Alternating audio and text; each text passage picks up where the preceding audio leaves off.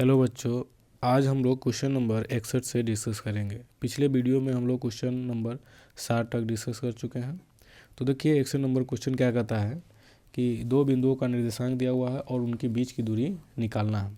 तो हम लोग फार्मूला जानते हैं कि अगर कोई दो बिंदु है ए और बी, इसका निर्देशांक x1 y1 है और इसका निर्देशांक x2 और y2 दिया हुआ है, तो इसके बीच की दूरी AB बराबर क्या होता है, ये x1 माइनस x2 का whole square plus y1 minus y2 का होल स्क्वायर होता है।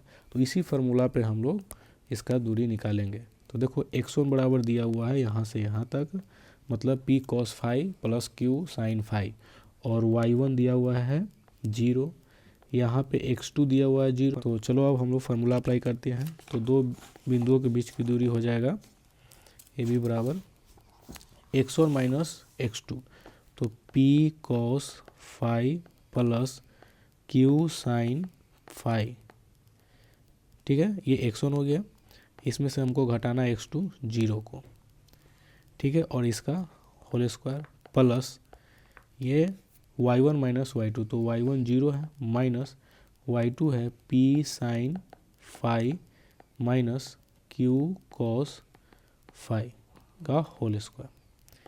तो ये क्या हो गया, रूट अंडर। अब ये 0 घटेगा तो क्या बचेगा, p cos phi plus q sine phi का होल स्क्वायर प्लस, अब ये 0 घटाएंगे तो इसका साइन चेंज हो जाएगा, तो यहाँ पे बचेगा, यहाँ माइनस मल्टीप्लाई होगा तो माइनस p साइन फाई हो जाएगा और ये हो जाएगा प्लस q cos फाई। तो प्लस वालों को पहले लिखते हैं, q cos phi minus p sine phi का होल स्क्वायर। अब इसको ब्रेक करते हैं हम लोग, तो ये हो जाएगा P square cos square phi plus Q square sine square phi plus 2pq sine phi गुने कॉस फाई। उसी प्रकार ये हो जाएगा Q square cos square phi plus P square sine square phi minus 2pq sine phi into cos phi हो जाएगा, ठीक है। तो देखो यहाँ पे, अब यहाँ पे ये टर्म है 2pq cos phi into sine phi और यहाँ पे minus 2pq cos phi into sine phi, तो ये दोनों घटकर 0 हो जाएंगे, तो ये टर्म कैंसिल हो गया।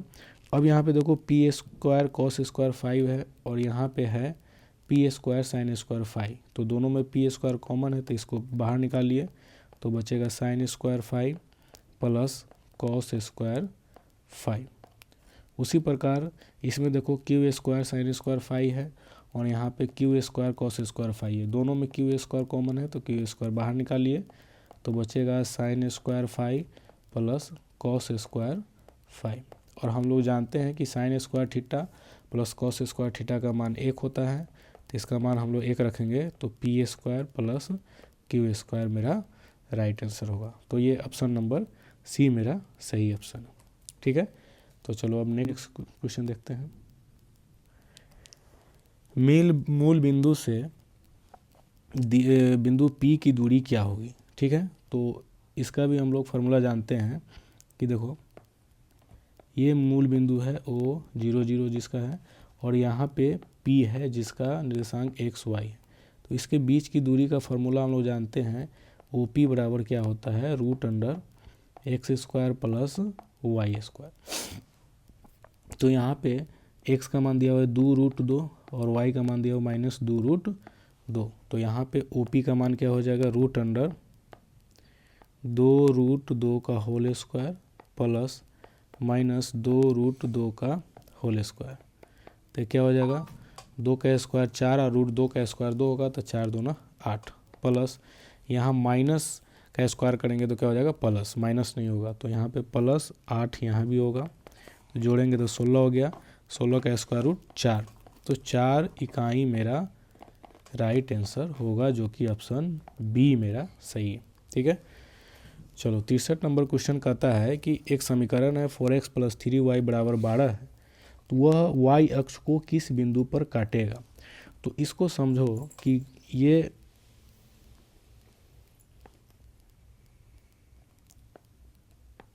चतुर्थांश से दिया हुआ है और इसमें कोई रेखा अगर y एक्सिस को कट कर रहा है तो y एक्सिस को कट करेगा जिस बिंदु पे, उस बिंदु का निर्देशांक 0 और k होगा, 0 और k के रूप में होता है। मतलब x का मान वहाँ पे क्या होगा, 0। तो y एक अक्ष पर किसी भी बिंदु का x निर्देशांक हमेशा 0 होता है।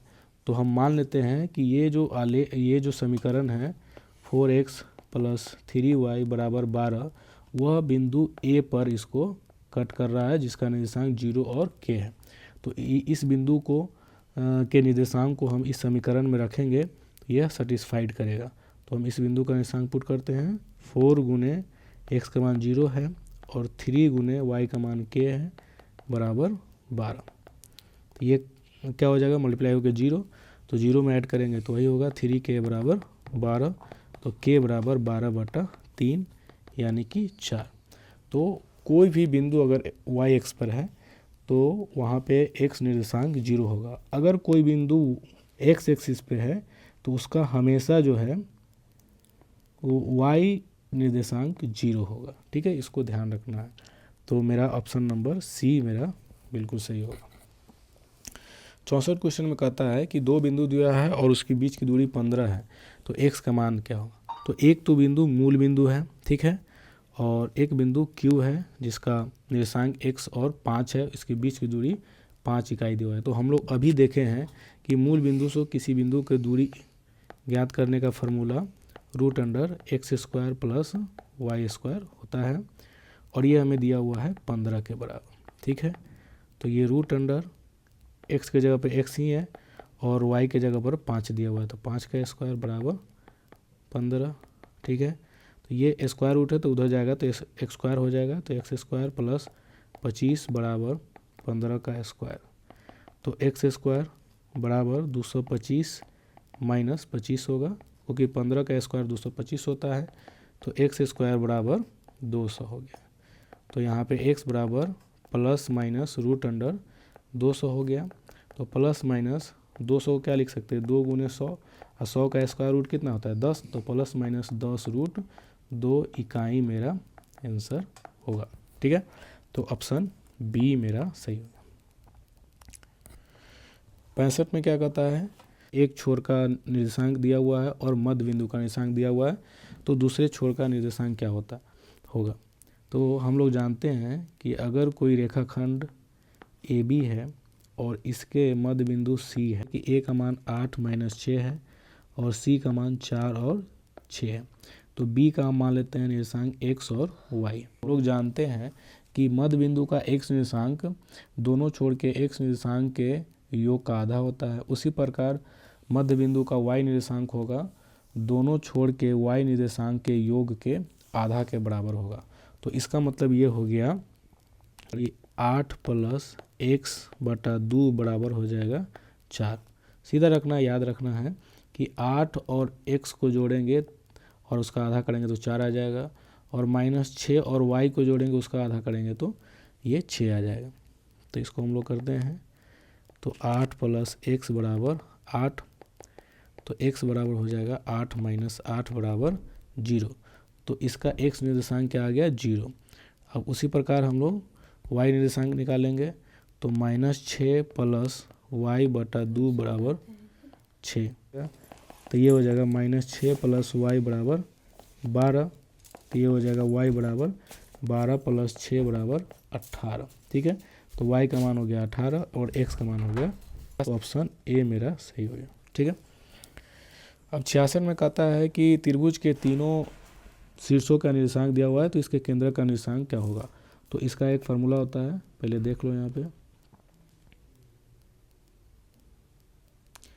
ये एक त्रिभुज है जिसका शीर्ष ABC है और इसका निर्देशांक है x1 y1 और इसका निर्देशांक है x2 और y2 और इसका निर्देशांक मान लेते हैं x3 और y3। तो केंद्र का फार्मूला क्या होता है, केंद्र का निर्देशांक क्या होगा, x1 x2 + x3/3 और y1 plus y2 plus y3 बटा 3। तो यहाँ पे ये x1 y1 है, ये x2 और y2 है, और ये x3 और y3 है। तो इसमें सभी का मान पुट करेंगे तो क्या होगा, 8 प्लस 0 प्लस 10 बटा 3 और 12 प्लस 8 प्लस 10 बटा 3। तो इसको जोड़ोगे तो कितना होगा, 18 बटा 3 और 30 बटा 3। तो ये कट करके इतना हो जाएगा 6 और 10, मेरा राइट आंसर हो जाएगा। तो इसका केंद्रक का निर्देशांक क्या होगा, 6 और 10, ऑप्शन बी। ये 3 बिंदु दिए हुए हैं और इसके क्षेत्रफल निकालना है। तो देखो यहाँ पे एक त्रिभुज ले रहे हैं जिसमें शीर्ष ए, बी और सी है। इसमें ए का निर्देशांक x1 y1 है और बी का x2 y2 है और सी का x3 और y3 है। तो इसके क्षेत्रफल का फॉर्मूला क्या होता है, 1/2 गुने x1 गुने y2 minus y3 plus x2 बराबर ये हो जाता है y3 minus y1 plus x3 बराबर y1 माइनस y2। ठीक है, तो यहाँ पर देखो सबका मान पुट करेंगे, जिसमें ये x1 y1 है, q को मान लेते हैं x2 y2 है और r के निर्देशांक को मान लेते हैं x3 y3 है। ठीक है, तो इसमें x1 का मान 0 पुट करो, y2 का मान है 10 माइनस y3 का मान है -2 प्लस x2 का मान है 4, y3 का मान है -2 माइनस y1 का मान है 6 प्लस x3 का मान है -12 और y1 का मान है 6 माइनस y2 का मान है 10। अब ये 1/2 हो गया गुने, देखो ये 0 से मल्टीप्लाई होगा तो ये टर्म 0 हो जाएगा, तो ये बचेगा 4 गुने -8 प्लस -12 गुने -4। तो 1/2 गुने -32, अब माइनस गुने माइनस प्लस हो जाएगा 48। ठीक है, तो 1/2 गुने ये हो जाएगा 16, तो ये कट के कितना हो जाएगा 8 वर्ग इकाई। बस हमको फार्मूला याद होना चाहिए और सबका मान पुट करके सही से कैलकुलेशन करके आंसर हम लोग निकाल सकते हैं। तो ये ऑप्शन सी मेरा सही होगा। देखो 68 में भी कहता है कि ये 3 बिंदु है और ये संरेख है, तो इसमें के का मान क्या होगा। तो इसके लिए भी कंसेप्ट समझ लो, ये 3 बिंदु है ए, ये बी और ये सी, और तीनों कब संरेख होंगे। तो इसके लिए पहला नियम है कि ए बी की लंबाई प्लस बी सी की लंबाई को जोड़ेंगे तो वह ए सी की लंबाई के बराबर होना चाहिए। दूसरा इसमें कंसेप्ट है कि ये तीनों अगर त्रिभुज के शीर्ष होंगे तो जिस त्रिभुज का निर्माण होगा उसका क्षेत्रफल क्या होगा, 0 होगा। तो उसके दोनों कंडीशन को अप्लाई करके इसमें के का मान निकाल सकते हैं। तो हम लोग दूसरा ऑप्शन यूज करेंगे। तो त्रिभुज का फार्मूला का सूत्र क्या होता है, 1/2 गुने x1 गुने y2 minus y3 plus x2 गुने y3 minus y1 plus x3 गुने y माइनस y2 बराबर 0। अब ये 0 हो जाएगा तो यहाँ पे आप सभी का मान पुट करते हैं। तो x1 ए के निर्देशांक को x1 y1 मान लेते हैं, बी के निर्देशांक को x2 y2 मान लेते हैं और सी के निर्देशांक को x3 और y3 मान लेते हैं। तो देखो x1 क्या है, k प्लस 1, 1/2 उधर जाएगा तो 0 हो जाएगा, गुने y2 का मान कितना है 2k प्लस 3 माइनस y3 का मान दिया हुआ है 5k प्लस x2 का मान दिया हुआ है 3k, y3 का मान दिया हुआ है 5k माइनस y1 का मान दिया हुआ है 2k। ठीक है, प्लस x3 का मान है 5k माइनस 1 और y1 का मान है 2k माइनस y2 का मान है 2k प्लस 3। ठीक, इसका मान क्या हो जाएगा। तो देखो अब अब इसको सिंप्लीफाई करते हैं तो क्या होगा, तो k+1 गुने ये हो जाएगा 2k - 5k हो जाएगा -3k और प्लस k बचेगा प्लस 3k गुने इधर भी बचेगा 3k प्लस 5k - 1 इंटू ये 2k -2k 0 हो जाएगा, माइनस से मल्टीप्लाई होगा तो यहाँ पे -3 हो जाएगा बराबर 0। अब गुना करोगे तो -3k² प्लस 3k, k से हम गुना कर रहे हैं, फिर 1 से गुना करेंगे तो -3k प्लस 3 बचेगा प्लस 9k² गुना करेंगे तो इस दोनों को, अब इस दोनों को गुना करेंगे तो कितना हो जाएगा -15k प्लस 3 बराबर 0। अब देखो -3k और प्लस 3k कट के क्या हो जाएगा 0, 9k² -3k² तो 6k², उसके बाद यहाँ पे -15k बच रहा है और 3 + 3 6 बराबर 0। तो दोनों साइड हम लोग 3 से भाग देंगे तो ये 2k² -5k प्लस 2 बराबर 0 आ गया। अब इसको हम लोग सिंप्लीफाई करेंगे, देखो तो ये है 2k² -5k प्लस 2 बराबर 0। अब मध्य टर्म को इस तरीक़ा से ब्रेक करेंगे कि उसके पद को गुना करने के बाद हमें पहले और दूसरे पद के गुना करने के बाद दोनों बराबर आना चाहिए। तो देखो यहाँ पे पहले पद है 2k² और लास्ट पद है 2, तो गुना करेंगे तो 4k² होगा। तो -5 को इस तरीक़ा से ब्रेक करना है कि इसके पहले पद और दूसरे पद को गुना करेंगे तो हमें आना चाहिए 4k²। ठीक है, तो हम लोग क्या ले सकते हैं इसको, तो एक को हम ले लेते हैं -4k और दूसरा को ले लेते हैं -k। तो अब इस दोनों को गुना करेंगे तो माइनस प्लस हो जाएगा, अब 4k इंटू 4k बराबर 4k²। तो इसको ब्रेक करते हैं, 2k² -4k -k प्लस 2 बराबर 0। अब देखो इसको जोड़ने पे भी हमें -5k आ रहा है। अब 2k इस दोनों पद में कॉमन है तो 2k कॉमन लेंगे तो यहाँ पे k - 2 बचेगा। अब इस दोनों में -1 कॉमन है तो k - 2 बराबर 0 बचेगा। अब ये दोनों पद में हमें k - 2 कॉमन है तो यहाँ पे 2k - 1 बराबर 0 बच गया। तो या तो k - 2 0 होगा और नहीं तो 2k - 1 0 होगा। तो k 0 होगा तो k का मान 2 होगा और ये 0 होगा तो k का मान 1/2। तो ऑप्शन नंबर मेरा क्या हो जाएगा, बी मेरा राइट आंसर होगा, 2 और 1/2। ठीक है, चलो नेक्स्ट क्वेश्चन देखते हैं 69 नंबर कि त्रिभुज के 3 शीर्षों का नियामक दिया हुआ है तो त्रिभुज के परिमाप। ये पहला नियामक है 0 और 8। तो यहाँ पे x निर्देशांक क्या है 0 है, तो x निर्देशांक 0 होगा तो इसका मतलब यह बिंदु y अक्ष पे होगा। ठीक है, और ये जो है 0 0 है तो ये क्या है मूल बिंदु है,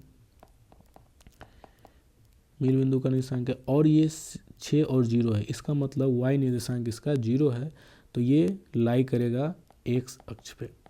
तो इस तरह के सवाल हो तो हम डायरेक्ट ड्रॉ करके इसका परिमाप निकाल सकते हैं। तो देखो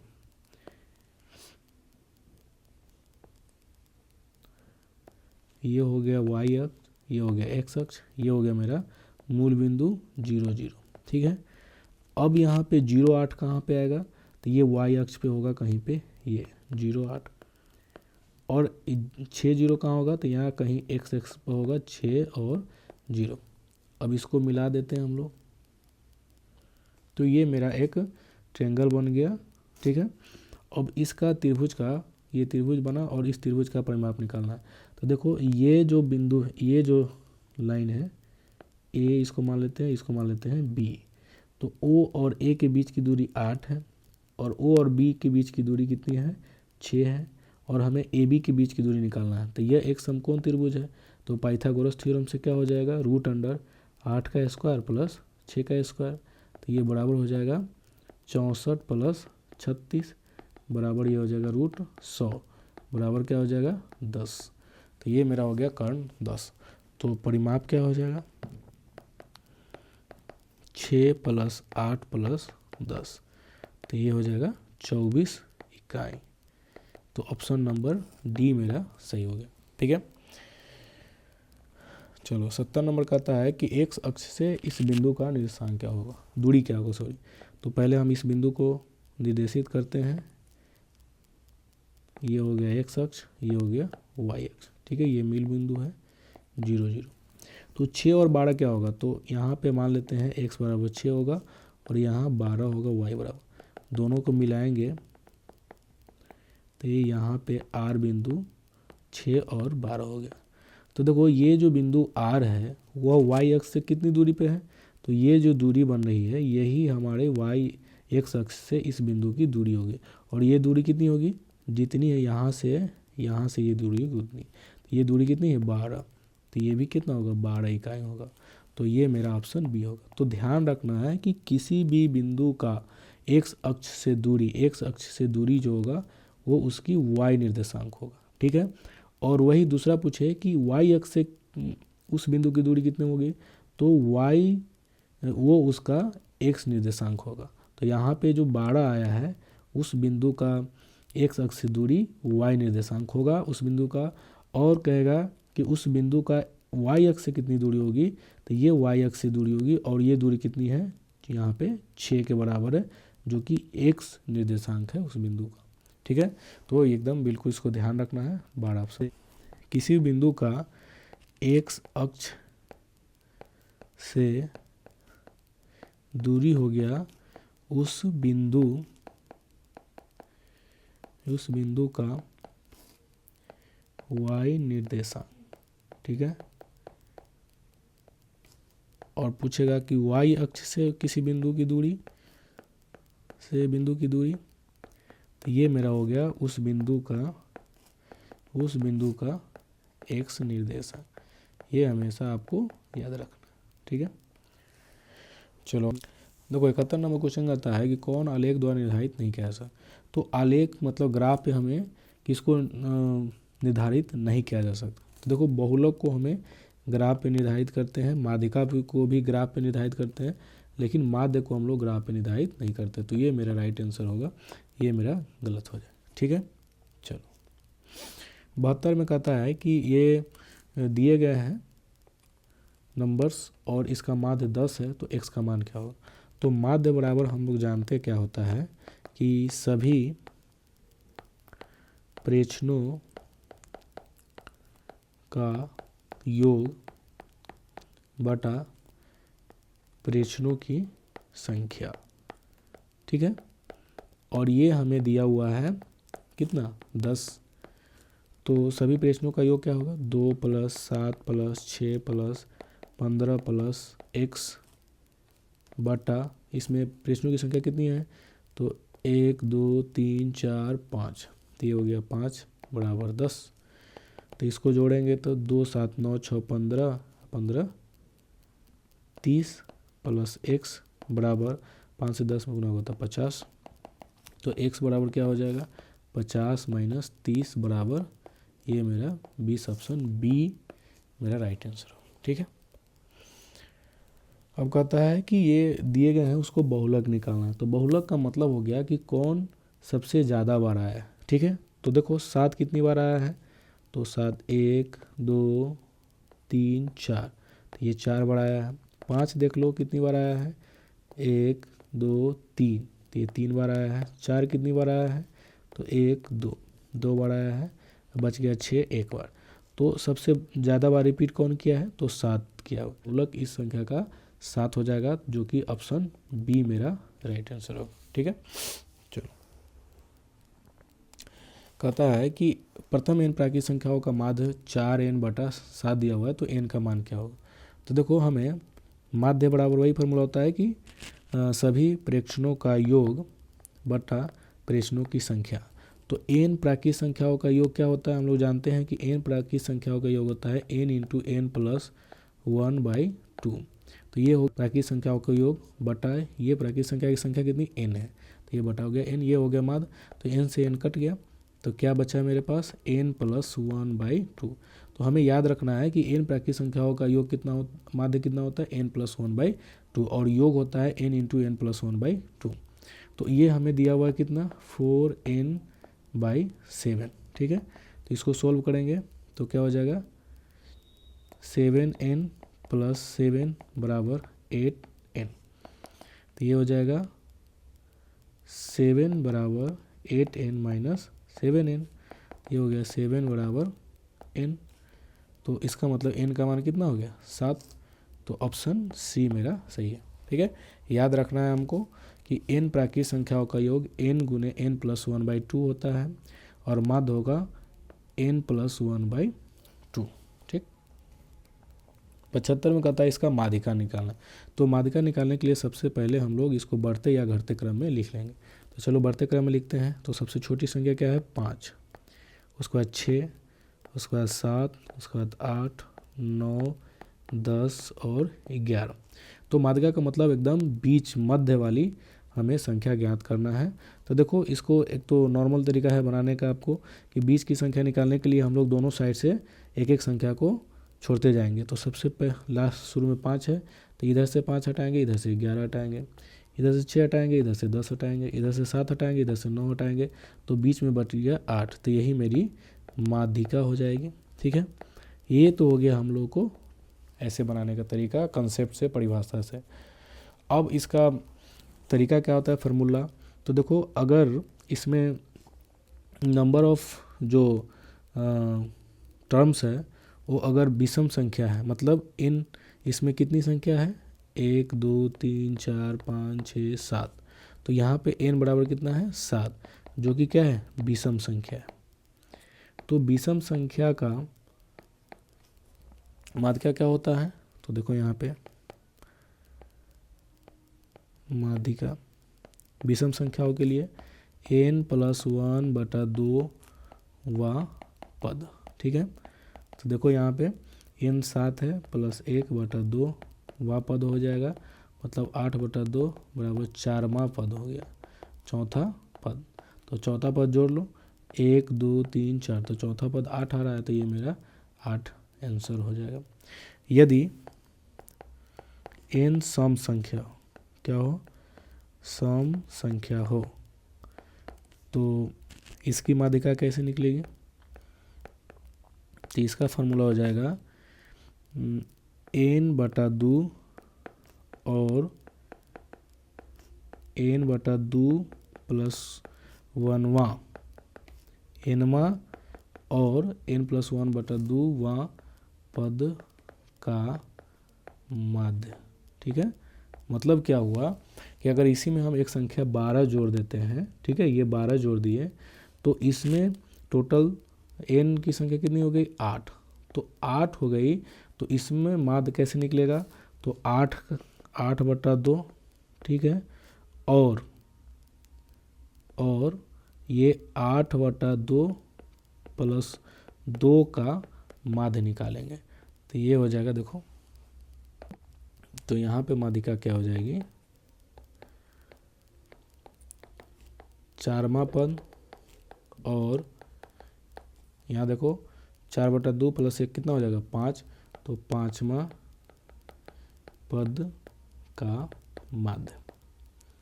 तो चौथा पद क्या है 8 है, देखो यहाँ चौथा पद है 8 है और 5वां पद 9 है, तो 8 और 9 का माध्य, तो 8 प्लस 9/2, तो 9 8 17/2, ये मेरा हो गया 8.5, इसका माध्यिका हो गया। तो इस तरीक़ा से हमें निकालना है सम संख्या और विषम संख्या के लिए।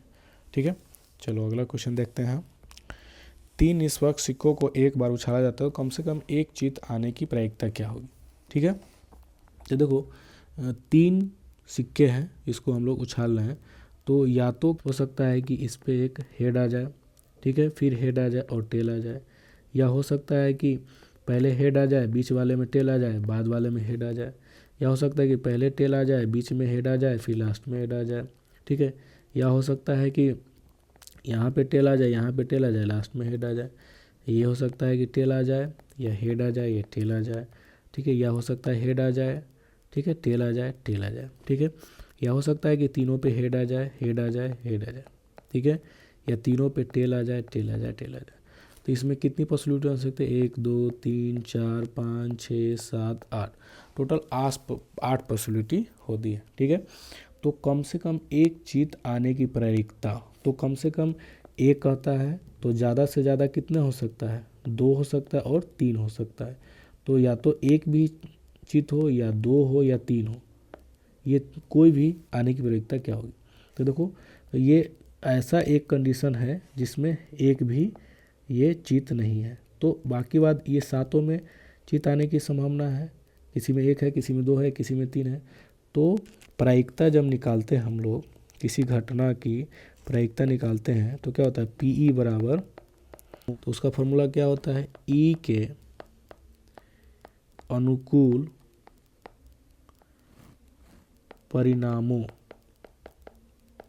परिणामों की संख्या, ठीक है, बटा सभी संभव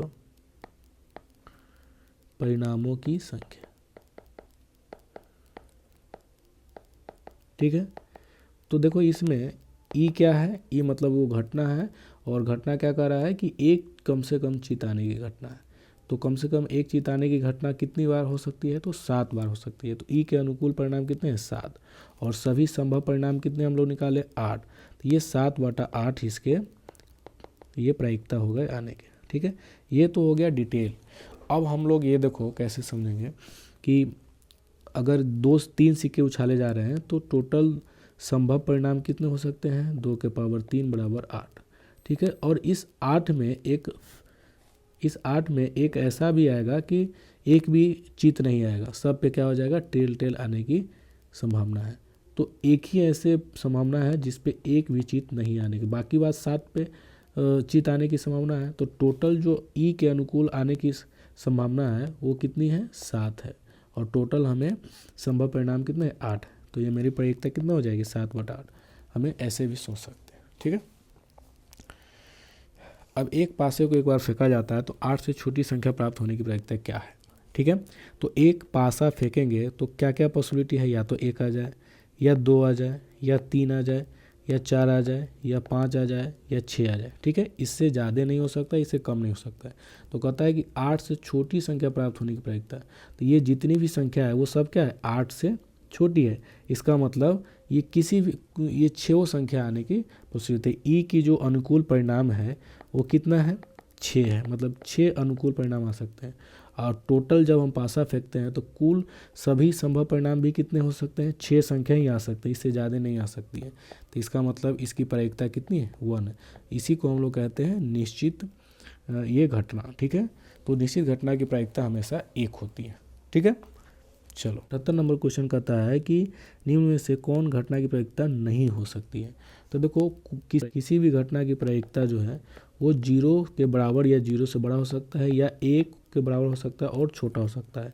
तो इसका मतलब ये हुआ कि किसी भी घटना की प्रायिकता 0 और 1 के बीच में ही होगा, 1 से बड़ा भी नहीं हो सकता है, 0 से छोटा भी नहीं हो सकता है। तो देखो 0.6 1 से छोटा है और 0 से बड़ा है, तो ये किसी भी घटना की प्रायिकता हो सकती है। ये 20% बराबर क्या होता है, 1/5, जो कि 1 से छोटा और 0 से बड़ा है, तो ये भी संभव है प्रायिकता, ठीक है। अब इसको देखो 7/5 है, तो ये अंश जो है हर से बड़ा है, तो इसका मान हमेशा 1 से बड़ा होगा। तो ये किसी भी घटना की प्रायिकता नहीं हो सकती, तो यही मेरा ऑप्शन सही होगा। देखो डी में क्या है कि अंश कम है हर से, तो ये हमेशा 1 से छोटा होगा, 0 से बड़ा होगा, तो ये किसी भी घटना की प्रायिकता हो सकती है। तो ऑप्शन सी मेरा राइट आंसर है, इसको हमेशा याद रखना, ठीक है। अब देखो किसी घटना की होने की प्रायिकता 1/9 है और उसकी नहीं होने की प्रायिकता पूछ रही है। तो हम लोग जानते हैं कि किसी घटना की होने की प्रायिकता और उसी घटना की नहीं होने की प्रायिकता का योग कितना होता है, 1 होता है, ठीक है। तो P डैश बराबर क्या हो जाएगा, 1 माइनस PE, ठीक है।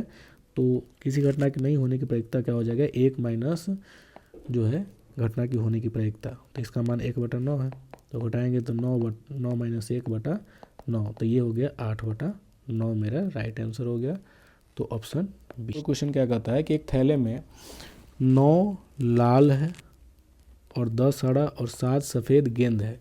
तो एक गेंद को यादृच्छिया निकाला जाता है, ठीक है, बिना देखे ही निकाला जाता है। तो उसमें न लाल हो न सफ़ेद होने की प्रायिकता क्या होगी, ठीक है। तो किसी भी घटना की प्रायिकता हम लोग अभी डिफाइन किए हैं कि उस घटना के जो अनुकूल परिणाम है वो बटा सभी संभव परिणाम हो सकते हैं। तो देखो सभी संभव एक बॉक्स है, इसमें सभी बॉल हैं, ठीक है, ये सभी बॉल रखे हुए हैं जिसमें लाल, हरा और सफ़ेद है। तो टोटल कितने बॉल हैं, तो ये 9, 10, 19, 7, 26, ठीक है। तो टोटल जब बॉल निकालेंगे तो कितने तरीक़ा से ये निकाल सकते हैं, मतलब इसकी संभावना कितनी है, तो टोटल 26 संभावना है। तो कुल सभी संभव परिणाम 26 है, ठीक है। 26 में से कोई भी बॉल निकल सकता है, लेकिन कहता है कि वो बॉल न लाल होना चाहिए न सफ़ेद होना चाहिए, मतलब वो बॉल क्या होना चाहिए, हरा होना चाहिए, ठीक है। तो हरा कितने हैं, 10, तो वो 10 ही पॉसिबिलिटी है, मतलब संभव परिणाम है, अनुकूल परिणाम 10 ही हैं। तो ये हो जाएगा ऊपर 10, तो ये क्या हो जाएगा 5/13। तो ये मेरा ऑप्शन ए राइट आंसर हो। इतना ही रखते हैं, ठीक है। और 20 क्वेश्चन और ऑब्जेक्टिव में बच गया हुआ है, तो उसको हम लोग नेक्स्ट वीडियो में कवर कर लेंगे।